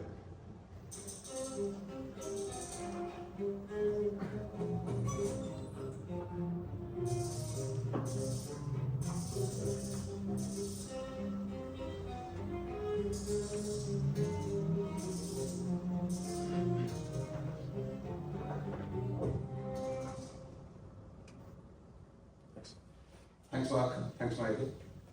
Electric motorsports started 10 years ago with Formula E. I was one of the first OEMs to sign up for electric motorsport and managed the team there. And Nick drove in our team for a couple of years. So been there since inception of electric motorsport. A couple of years ago, we saw an opportunity that, okay, while motorsports is growing and electric motorsport is the fastest growing form of motorsport around the world, there was no junior categories in this. So you had karting and then you had Formula E and nothing in between. So that's a gap we decided to fill in with Formula G. So the main purpose what we looked at here is how we bring affordability into motorsport. That's one of the biggest problems, is your cost of equipment. Here you talk about pickleball, you have a racket, you get a court, maybe $15, $20, you can go and play a game. Here we talk about a car which is at least $500,000 plus, and then you lease it out and then start racing gets very expensive. So our solution to the problem essentially is by creating the world's first racing car which can do multiple categories using the same equipment. So in the morning it would be like what you call a Formula 2 car, in the evening it would be a Formula 3 by like workman software and a little bit of hardware in the vehicle. That could be rapid, like maybe 15 to 20 minutes between sessions to make a car from one to the other. The second part which we looked at was how we use our equipment more around the world. More utilization, by more people, the costs come down of what we're trying to do. And that's where we said, let's go create this global championship where we lease vehicles around the world. We also saw an opportunity where technology and regulation come together. Technology from making electric motorsport cheaper, because today battery technologies, etc., motors have come down considerably. When I was in Formula E for 8 years, cost of one car was around $2.2 million, make this one of them, bill of materials cost, not R&D, etc. And now we brought it down to around $450,000 to what we're racing out here in Formula G. So it's on 2 seconds slower than a Formula A car, but 1/5 the costs of what we're trying to work on up there. So we basically compromise a little bit on efficiency. So by just reducing the motor efficiency from around 97% to around 95%, we've been able to bring down costs like using materials and other bits which are more commonly available. The second part was through regulation. Many countries around the world, the motorsport is sort of starting to expand in large East Asia, again we talk about India, China, etc., where motorsports is getting big. Through regulation, they're only going to have electric motorsport from where grounds up starts up. It's not going to be gasoline racing out there. And that's an opportunity what we've been seeing. I'm seeing a lot of promoters around the world who really like it, including here in America. So we have a conversation with the Penske organization, who basically runs single-seater racing with IndyCar and stuff like that. So they don't have an alternate energy motorsport yet, and they're looking at us to sort of come and fill it. So we are going to be a support series from 2025 in, I think, 6 IndyCar events. So when we start racing, we're already going to be going around the crowds of more than 100,000 things. We will largely be doing circuits, which are streets, and not the ovals, because our cars aren't suited for ovals, etc. So that's what we are at Formula G. At this point in time, we have franchises from around the world signed up. We are not fully subscribed yet from franchises, and that's due to design from our end, because a couple of the large OEMs from around the world want to take a franchise with us and in negotiation with them.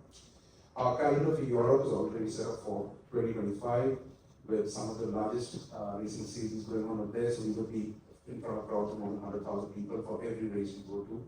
Asia is a development market for us, and that's going to be taking some time for us to work on there. So what we're looking at in our model is to create 2 hubs, one in North America and one in Asia, where each set of cars reside. So we're going to have championships, there's North and South America, North America in summer, and South America in winter, so it's the other way around. The same vehicles go back and forth, so it gets utilized. And similarly with Europe also, where we're going to do Europe and Asia, the same set of equipment going on. As of now, the cars being validated, we started testing in Spain, our base is there. We have 2 prototypes running around 5,000 kilometers, and we have started building our cars, on which we have 2 patents pending. One of us for this dual power technology, and the second is what we have live advertising on the car. So one of the problems we looked at is, while racing is dynamic, advertising on a car is static. Why couldn't it be dynamic? We have various like large, big rear wing, etc. So make it dynamic. And now what we've done is got monochrome screens coming in a couple of years, and the colored screens are going to come on. And also on the shark film, what's the little bit in the center there, there's going to be screens up there, and then you have lights where the Formula G is written, which tell the story of racing. So there's going to be a lot more interactivity between a fan and the car during a live race, which is never done before. I'm now going to introduce Nick. Nick has raced in Formula 1 for 13 years, one of the most successful drivers. I think he's only one of 50 people in the world who has done more than 150 Formula 1 races, so he's in a very small niche. out there. Nick was in Formula E. And if anyone looked at the first race ever in Formula E, the highlights video unfortunately had him in it. It was a big accident where his car flipped over. And we were really worried because that was the first race ever. We weren't sure what's going to happen to that and what's going to happen to the car. This was in Beijing.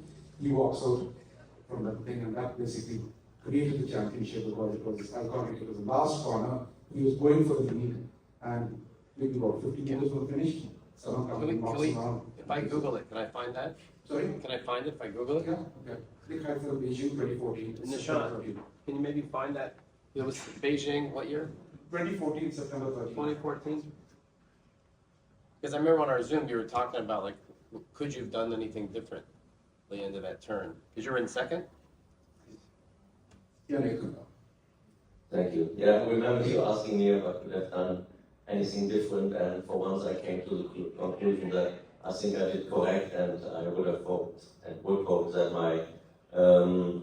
that the guy in the other car would have behaved differently, because I took to the inside, would have been in the lead, and then he just turned into me. And while I think we've all heard that in business and in sport, I also try to improve, always don't do a mistake twice, but in this case it's just a passenger, unfortunately, in the end.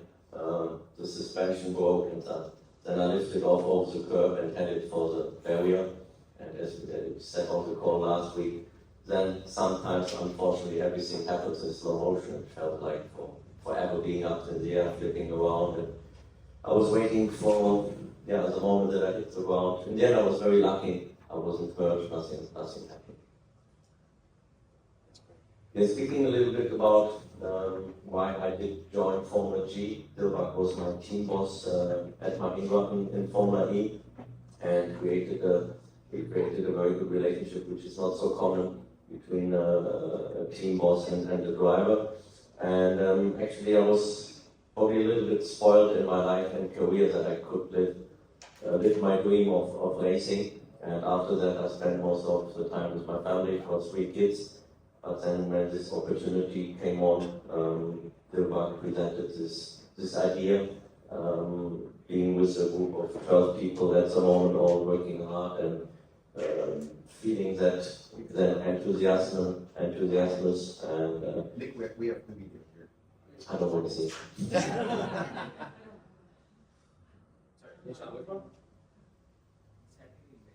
Oh, I didn't get it yet. 1 second. Oh, carry on. Okay. You don't want to Keep going. Sorry. Yeah, so there it is. Okay. So Nick's in the black car at the back.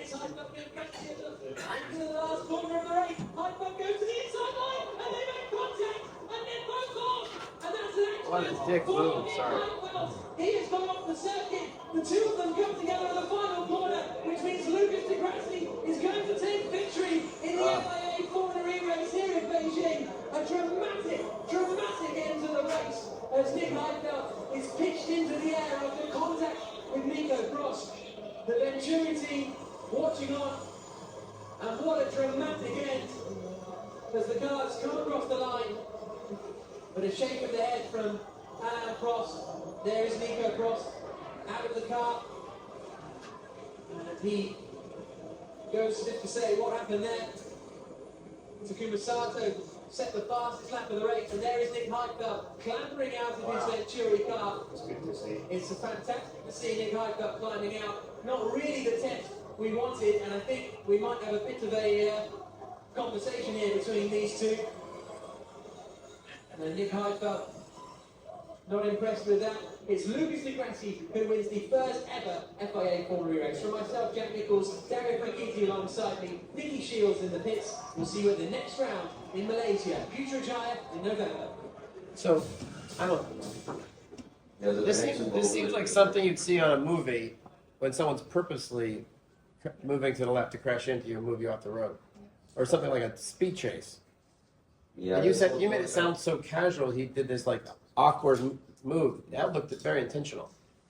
Yeah, most people say that. If I look at this objectively, I would say the same. The thing is, we were teammates in another race series in sports cars, and I didn't believe that he does it on purpose. I mean, if you look at it, it looks like it, but if I would have thought so at this point in time, I would have knocked it down and not just said, hey, I'm ready to do that. Yeah, I thought that was, we were gonna see that in the highlight reel.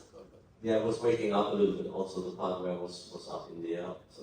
In the end, it was a very important moment for electric cars, electric racing, Formula E, and in the end also for us in Formula G, because it did show that the cars were safe. I remember everybody on the first race was very worried, not only about me, but also about the fact that something bad happens with the electricity, and that could have been or was a make or break moment for electric cars. These lithium batteries? Yes.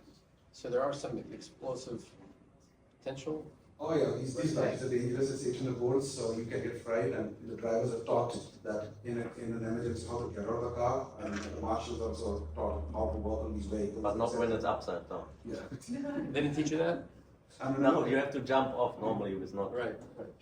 When I look at the picture behind the top left is not my car, and top of the biggest crashes, the one over there, that red and white, is a deal the Mahindra car, so yeah, this is what we spend a lot of money on the chassis. And So next year, when we have invested at 361 Sports, maybe into you, you will have started racing. Yes. And what do you see the next 5 years of Formula G? If you look at Formula G, it's like 3 business pillars of what we're looking at. Motorsports will be around 75% of our business, 20% is innovation. We basically will be doing race to road technologies, and we already have a couple of projects going on right now. One is for cooling systems for batteries, etc. with Shell we're working with. So innovation is going to be a large big part. And what we did earlier in the last 8 years, where I was in Mahindra with the Formula E team, was when we went and started making electric cars. And it's very funny because in India, I was CEO of a very small electric car company, which was a part of the group, which is Mahindra. We were basically making one of the world's slowest electric cars. We tried to do 0 to 60, we never reached 60. They came to India to drive it in Delhi, and he went on a Formula 1 track with a car. And literally the guy who was interviewing could walk next to him. And 5 years later, we basically launched a brand which is now making cars in Italy called Pininfarina, that's the automobile Pininfarina, which is the world's fastest electric car, or the world's fastest car. So we went from the slowest to the fastest in 5 years, and most of the technology came out from our racing solution. How fast is that? That car does 0 to 100 in less than 2 seconds. Standing start to 100, less than 2 seconds. 1,900 horsepower. Now, that's going to be the regular car that you're going to have on the road? That's a road legal car. There are 150 units being produced of it.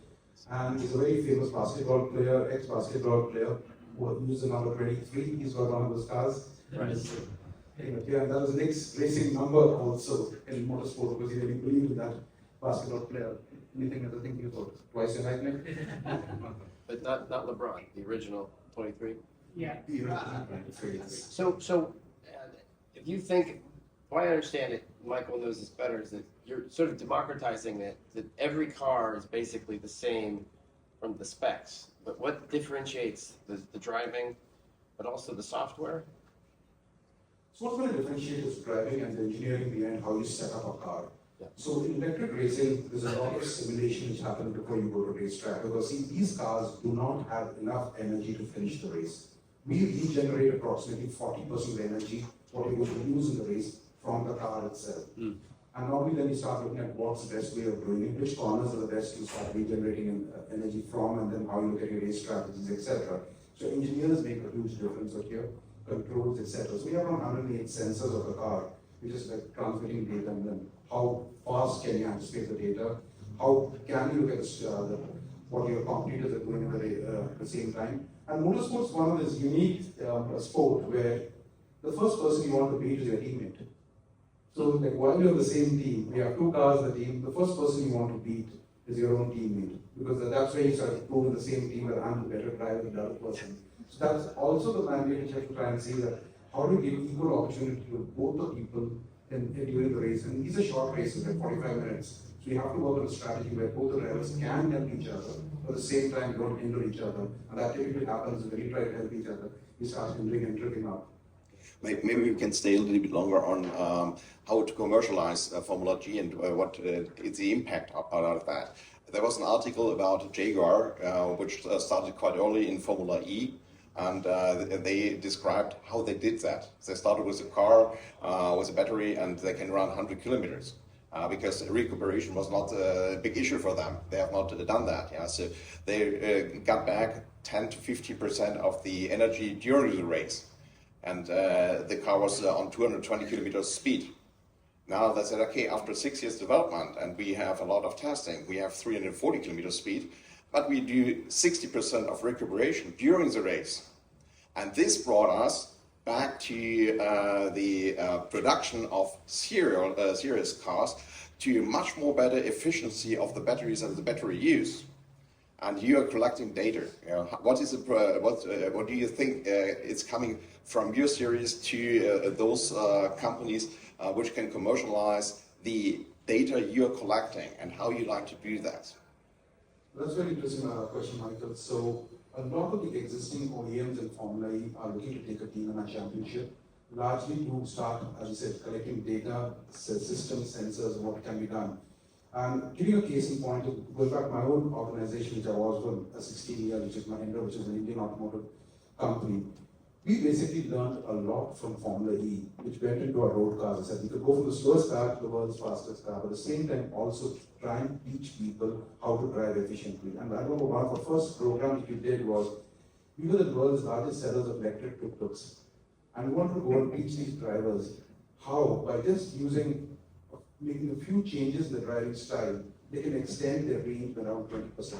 At the moment they can extend the range to 20%, it's literally like another 20% of income coming in before they have to do a charge. And that was something which is really interesting, because these tuk-tuk drivers started realizing, okay, through region, how they can work better, get more mileage. Similarly, that went on to a program to do truck drivers also, in terms of making it more efficient. So it's the first thing we can do is ask people to change their driving style and the technology which come in. And us being a junior series, we are also looking at, when we do race to road, we are also looking at road to race, taking some road components and putting the race cars. And that's also quite interesting for brands to showcase, okay, that what they're putting in like a Porsche Taycan, an ECU or something like that, can go into a race car and process it. And that's where we have interest from a lot of the OEMs around the world. And I'm not supposed to say their names, but since this room is quite seasoned, I can sort of, what we use the word, struggle through it, or sort of go through it and say that Porsche, Stellantis, Nissan, etc. are interested in this championship to take a team up here for the development of their engineers and their drivers. So we stopped you when you talked about commercializing. You said, okay, you have 3 pillars. You stopped with the second one, which is innovation. What's the third one? The third one is education. So in certain markets in Asia, we're going to be doing a lot of work in terms of training people to work on high voltage systems, software, controls, etc. So that's where we see software is a new hardware, as they say that, and that's going to make a huge difference in electric motorsport, but that's a differentiator. If you look at the basic platform of an electric car, they're literally all the same after some time. They're all going to come together. Now it's going to be the user experience of people getting the cars as you go towards autonomous cars. And at some point in time, when I was racing manager, I was really looking forward to autonomous cars, because the only variable which was in the car were the drivers, and those guys gave you the most trouble out there. Everything else you could probably make it with a parameter constant, but the drivers moved on performance of it. Education is going to be a large part of our business in terms of having software and development of technologies in the vehicle. Are you guys going to also allow the various cars to have some kind of variable aspect towards the software and possibly sensors? Yes, so we have 2 categories. As I said, that this is the first championship of a single cartridge categories. At the entry level category, which is what we call G2, Formula G2, that's going to be starting from drivers from around 16 years old to around 18 to 19. They will have a limited set of variables which can go into the car in terms of your setup, so electronic, in terms of your differential control, your brake control, your sensors, yours, and stuff like that. And similarly, on the mechanical side also, in terms of how much caster camber, what you're looking at. And as you go to G1, which is a senior category, there's going to be more parameters open. But initially, the first 2-3 years, you're basically going to keep it around parameters rather than having software development. We might open a certain amount of software development in a couple of years to come. But initially, it's just going to be done by us, and then we have a screen where they can go do the really setup changes.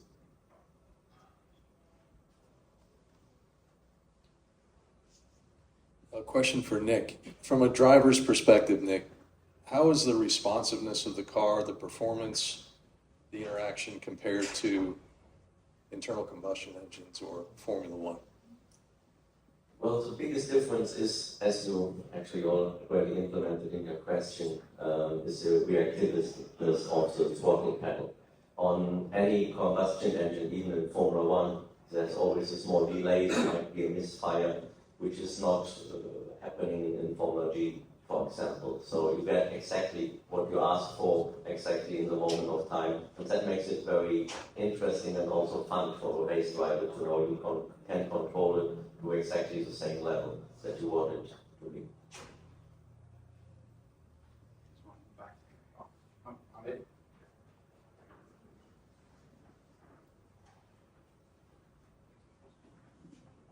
So my question's about competitive balance. One of the big issues in Formula One this year was that the Red Bull team was so much better than any other team, and it frankly made the racing kind of boring because Max Verstappen won every single race. How are you ensuring with Formula G that there is balance among all the different teams that are participating?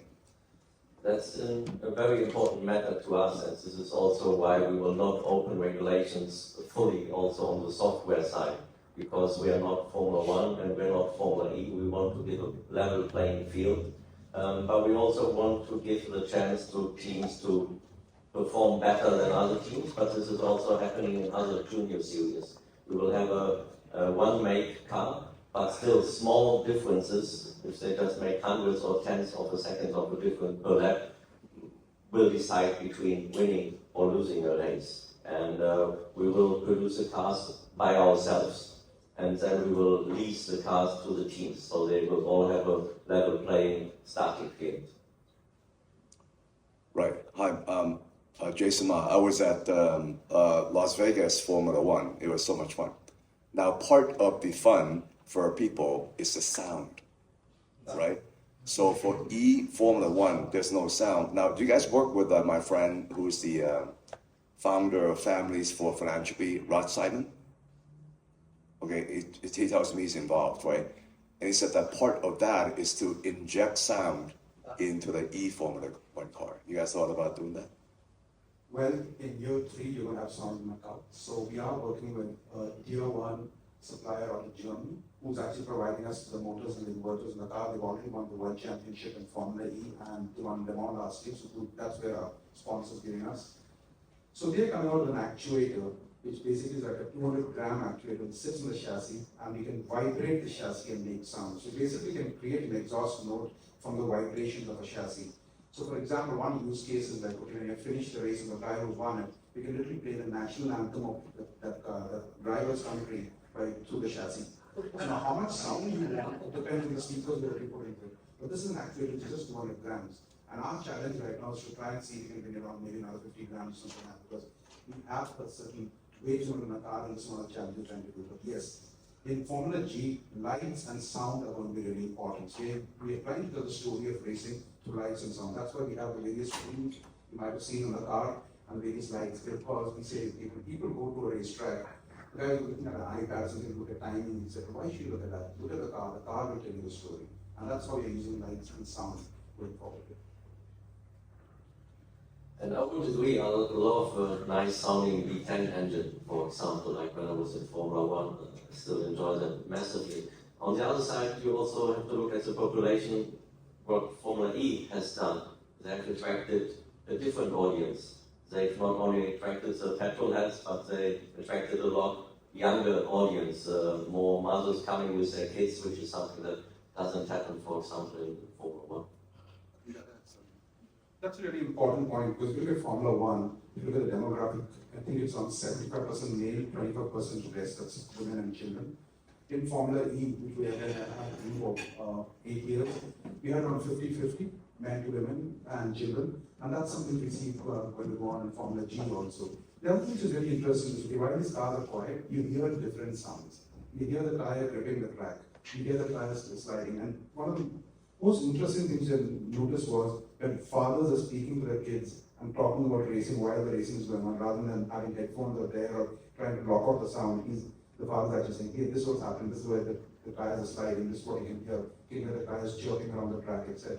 So these are different sounds. But yeah, at the same time, it's not as visceral of hearing week 12 or week 10, it basically makes the heartbeat go. I think it's an interesting sound. And this is going to be a sound we are all going to get used to, my friends. Electric cars are coming. Maybe we can talk a little bit about the different races they like to do. I like to give you an example why I believe Formula G and Formula E is completely different. There have been a huge tournament in the UK. The last London Formula E event was the biggest event ever. They did this in town, in London, have gone through different places and halls, which is not possible with a gasoline car, because you cannot do that there. It's too dangerous. And they attract, especially what you said, the younger people. And if you see the people watching the gasoline Formula One, these are the people over 35 and above that one. The Formula E is attracting those ones which are beyond that. So it's family-owned business. Yeah, so it's more attractive to do that and go there. But coming back to the point. To the point of youth, what about e-gaming? Because we've all seen the movie Gran Torino and how democratization, just the gaming side. Do you have a strategy to bring that? That's an interesting point, but that's exactly a part of our strategy is, and if you look at sport, I think motorsport may be the only sport where a person can move from the virtual world to the real world. And we've had cases where real good drivers have come out from just being sim racers to the real world. So in our project, what we're looking at is part of we're actually setting up simulators for every team. So at a base, we're going to have 10 simulators, one per team. Before the season starts, they come and do all the simulation work there. But during the race, they're going to have the fifth driver sitting in the simulator and integrating back to the real world. So that's something we're going to do quite different.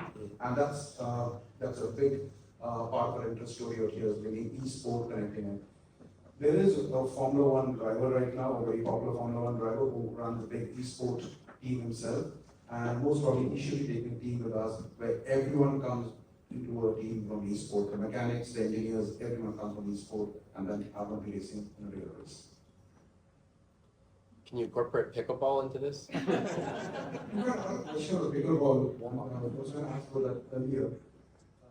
I was in the Middle East 48 hours ago, and I'd gone to a paddle court. So I'm just trying to understand where's paddle and pickleball, where's the intersection going to come? Because that's one of the fastest growing sports. And Padel, you mean? Yeah. Yeah. So the European aspect, Padel is bigger than pickleball right now, and in the United States, of course, pickleball is bigger than Padel. So they're uniquely different sports. Do I think Padel will survive, or I'm not an expert on that, but I think that just based on the availability and the ease of playing pickleball, that pickleball will probably outpace, the Padel sport. But that's just my opinion. I was trying to we have a Padel team owner, but he's not in the room now. Armando, you'll see him on the pickleball court, it's changing. But we're sort of, back a little bit more to champions. I feel like we have just a few more minutes, but I want to just have some time for Angela to tell her story and then what you're doing with the broader pro athlete universe, because that's an important component of what we want to be working with. Before we do that, let's wrap up still in a few sentences. What is the main mission, what you're doing, and what is the main driver that this becomes successful? Main mission, I think, is to bring different people into motorsport, because right now motorsport is a very homogeneous community. It's basically white Western community. Okay, how do you bring people into the sport? Everyone wants to be a driver, people want to be engineers, people want to support them. That's what we're trying to do. Formula G is to democratize this and bring more people from around the world into the sport. And I think that's something which is really important. And that's why a second G is good. We think that's going to be really important. Then we're tying up with universities, we're tying up with Formula student programs around the world, how we can interact them and bring them into our sport. Final point, would you describe yourself more as sports or as a deep tech company? Depends on the time of the day.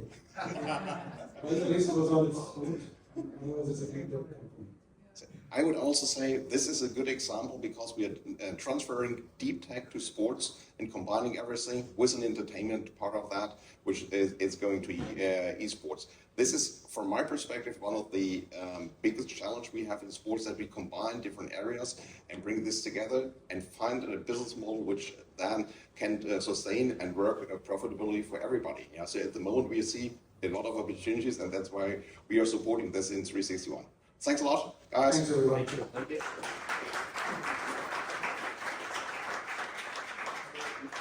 Last but certainly not least, Angela, is there a Google where we could see one of your accomplishments? Oh my gosh, you could probably just Google, I know my 1 hour is on there, but you don't want to watch an hour of me going around in a circle, so that might be the end. I could have definitely brought something, but we can get it going and I can share the story. Tell us your story, and importantly, both you and what you're doing with all the athletes.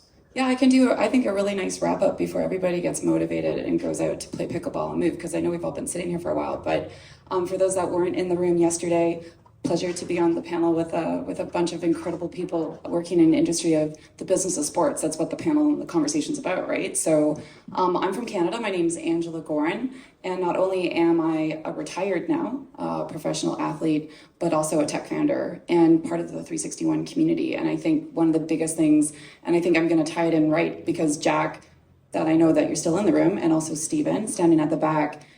This is about a collective, and when I'm really excited about the business of sports. So my background from a sports side, I've been a part of 3 different national teams in Canada, from team rowing, triathlon, but my longest stint was as a professional cyclist. So last year, as the community here knows, I had the pleasure to represent Canada on the world stage going after the UCI 1 hour indoor cycling record, which I broke for Canada as an elite female, not just a masters. So I clocked at, I apologize for those that I don't know miles as a conversion, but 44.7 kilometers was what I did in an hour going around in a circle in Aguascalientes, Mexico, which is where Armando's from. So you get to meet him later. But I laced my shoes back on because one of the biggest, most important parts, and I think this is going to tie in yesterday's conversation around impact with Chelsea in the panel, is when I raced and competed, taking you back to 2004, which was what I was training for, which was the Olympics in Athens, women in sport were not paid. There wasn't a lot of conversation around that. 2004, I graduated from university, I had a great job, which I thought I would continue, which is why I live in Ottawa, Ontario, worked for government. But what was interesting was from 2004 to 2012, I competed on a very high level for the UCI as a paid athlete, but paid by meaning I got to serve couches and see the world. Meanwhile, male counterparts were making paychecks to do the exact same thing on the same team. So I had the honor to be on Team Symmetrics and Team TIBCO, which then became Team TIBCO Silicon Valley Bank. And I want to paint the picture for the people in the room because I think it's so important. The reason why I trained as an athlete was because I loved it. It was a part of my community. I loved the fact that we could give back to kids. And that became a really big part. So you look at my history, if you do want to Google me, I competed not only in the UCI, but when I left sport in 2012 and moved to Ottawa to work for the former Prime Minister of Canada, I got called to action to bike across Canada for one of the longest standing foundations called the Canadian Wildlife Federation. So Robert Bateman, famous artist, Parks Canada. I had this incredible opportunity to cycle from the west coast of Canada, from Vancouver Island, which is where I grew up, all the way to Halifax. And that was to raise funding and awareness for outdoor education programs. And I got to see this incredible part of people and what sport can do to bring business and education and community together. And it really excited me as something that I felt personally I could invest in. That could be my impact. I didn't have to sign a check. I could motivate others to become a part of something bigger. Now, I skip ahead to the future because, after working for government for all of only 2 years, that's when I got into starting my first social enterprise, which gave back to kids. And I'm really proud about that because it taught me more lessons that I think the kids realize, because I fell in love not more with sport, but fell in love more with the motivation to give back and learn about financial literacy and affordability of being involved in sport. And this ties in what everybody's been listening to, because it was really missed, and Mark, you brought it up, the esports, right? Where is the future of sport? Where are we going with this?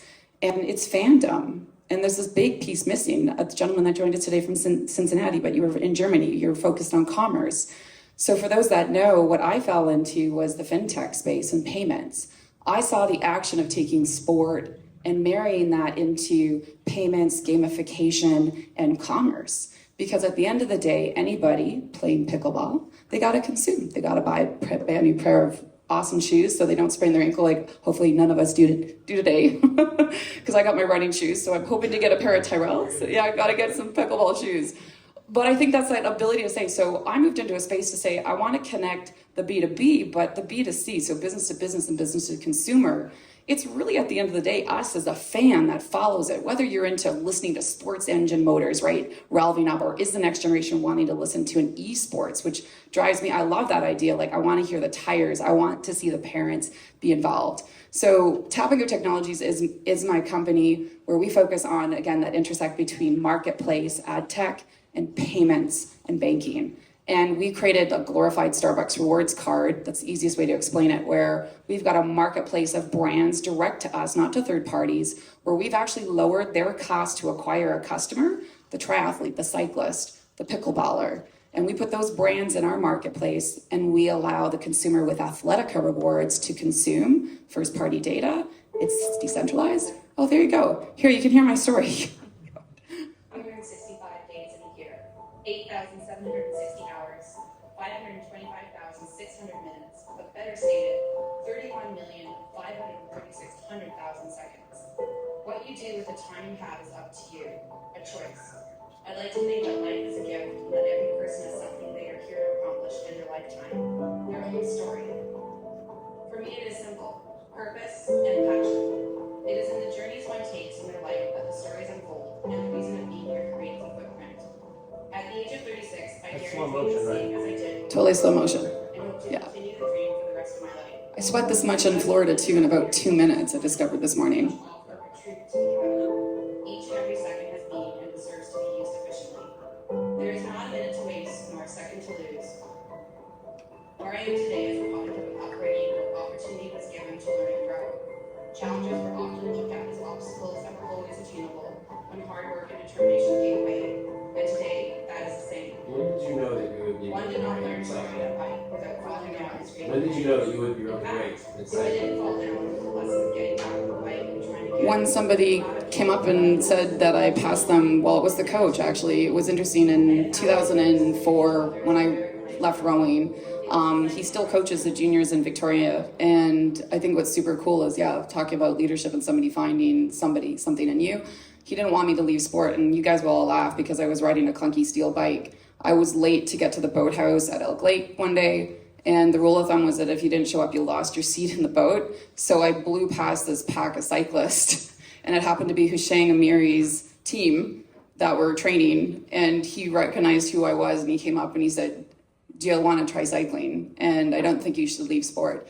Interesting enough, Victoria obviously boasts a lot of great sport because it has no snow. It's a beautiful spot. But he introduced me to track cycling. Back then we had the Commonwealth Games, so it was super, super, for me, I fell in love. I got in. It was very similar to rowing, Yeah. So We're over time. But I know we can continue these discussions. There's one last thing. Apparently someone was so inspired by yesterday's discussion that they wrote a song. Is that fair? You want to introduce this, Jeff? Well, this is an amazing two-step. And also, why doesn't that person come up with the two people that just joined? Mario. Tom Poland. Let me have it. Yeah. This was an extraordinary experience yesterday for the few people that were in the philanthropy discussion at that round table. Can we have that table again next year? Yes. And here's what happened. We created that group. The Naples RIT now exists. And Naples RIT stands for All Programs, Philanthropic Programs to Change Lives. Must have reasoning, RIT, R-I-T, reasoning or rationale. Number 2, impact that is actionable, measurable, and T, transparency. High transparency is required within the now established Naples RIT. And so inspired was Marios that he went out, he stayed up all night and created a song which dedicates and establishes for all time the Naples RIT. Right. Awesome. So we're going to show this song, but just before, because you connect to these other two people, Hiya. We just want new people, yeah. They can just introduce themselves.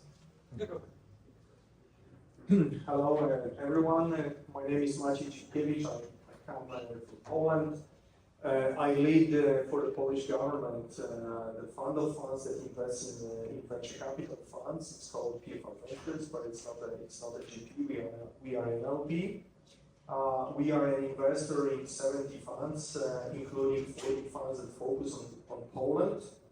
That means that practically every 6 months we have a portfolio review. We see 500 startups. We listen to their stories. We see which are growing, which are not growing. We also see those that go to the United States and try to conquer local market here. That is very interesting. Just to give you super shortly 2 examples. There is you might have heard about booksy.com. It's another booking.com, but for hairdressers, barbers, manicurists, etc. It's almost a unicorn business now. Another one, it's a business called ICE. It's a new type of satellites. These are satellites that are radio satellites, so unlike typical optical satellites, they can see through clouds and they can see at night. And I can, if anyone is interested, I can later tell you how those satellites are used now in the Russian-Ukraine conflict. It's very interesting I can tell you some stories that we heard from the company. You gonna play pickleball with us? You can, I'm sure. But are you gonna be on the pickleball courts with us playing? I'm not sure, but this is a fantastic technology. Well, no, what I want to do is continue the conversation. You'll come join us. Yes. And you're going to be in Miami. Yes, I'll be here today and tomorrow, so if anybody is interested. Apart from this, on a personal note, I also co-lead University of Chicago Alumni Club of Poland, so I have a lot of connections there.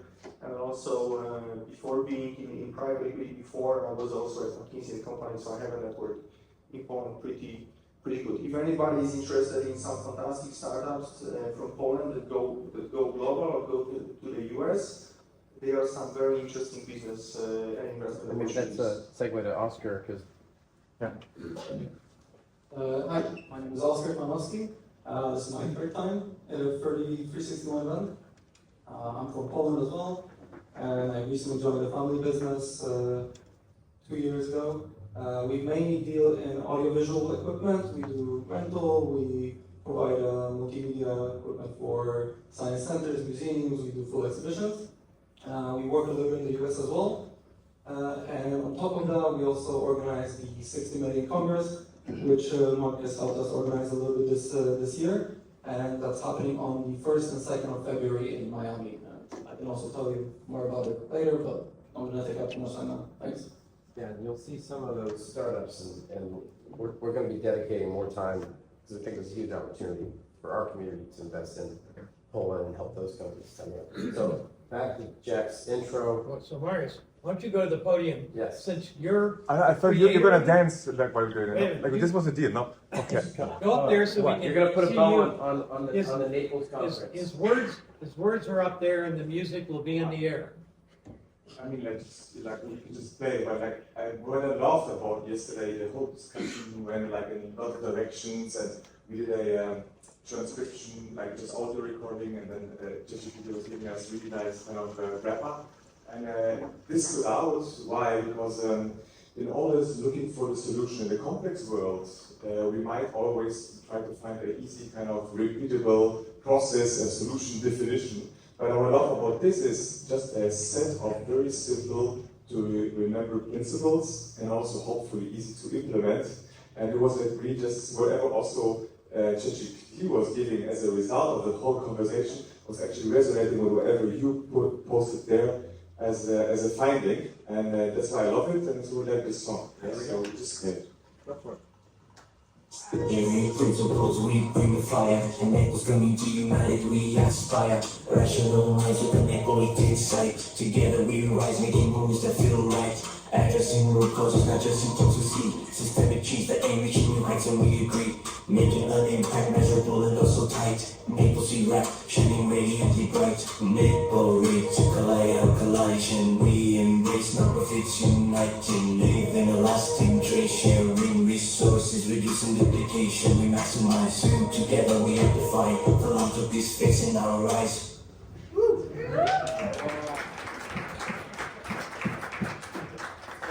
is when we drop the mic, right? Yeah. All right, so thank you. That was awesome.